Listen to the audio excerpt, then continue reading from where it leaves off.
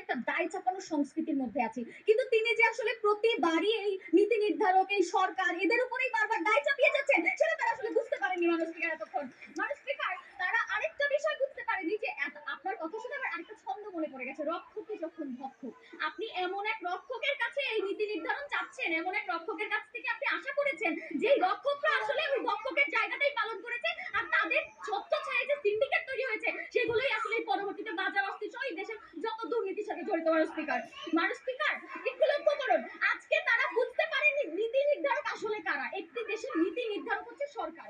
আপনার সেই সরকারের প্রত্যেকটা ব্যক্তি যদি রক্ষক হয়ে ভক্ষকের মতো দায়িত্ব পালন করে, আর তারা যদি সিন্ডিকেট তৈরি করে, জায়গায় জায়গায় হচ্ছে বললেন ট্রাক আসার সময় এক এক জায়গায় ধরে ধরে এই লিগ ওই লিগ করে টাকা চাঁদা নেওয়া, এই কাজগুলো করে, এগুলো আসলে কিন্তু সেই সরকারের অংশই। মানুষ স্পিকার তারা এটা আসলে বুঝতেই পারেননি, কারণ আপনি সেই ব্যক্তিদেরকে যখন আমরা ধরে নিয়ে জিজ্ঞেস করা হয়, যে আপনাকে জিজ্ঞাসাবাদ করা হয় যে আপনার পিছনে আসলে কে, আপনার সাপোর্টটা কে, তখন তারা বলে আমার তো অমুক নেতা, অমুক নেতা মানুষ স্পিকার, অমুক ভাই মানুষ স্পিকার, অমুক ভাইয়ের ছত্রছায়ায় আমরা বেড়ে উঠেছি, তিনি সিঙ্গারা সমুচা দিয়ে বলছে ওইখানে গিয়ে চাঁদাবাজি করো। মানুষ স্পিকার তারা সেটা বোঝে না।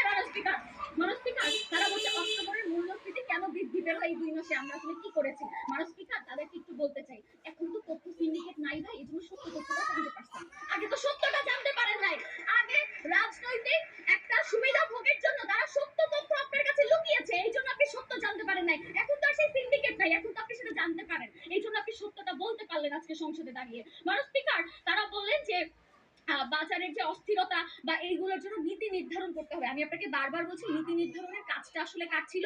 আপনার সরকারে, গত সরকারে, বিগত সরকারে যখন 182 জন ব্যবসায়ী ছিল, সেই 182 জন ব্যবসায়ীরাই কিন্তু আপনার নীতি নির্ধারণ গুলো করেছে। তার মানে কি, তারা নিজেদের পকেটটাই আগে চিন্তা করেছে যে আমার পকেট গরম হওয়ার পরে জনগণ খাইলে খাইলো, না খাইলে না খাইলো। মানুষ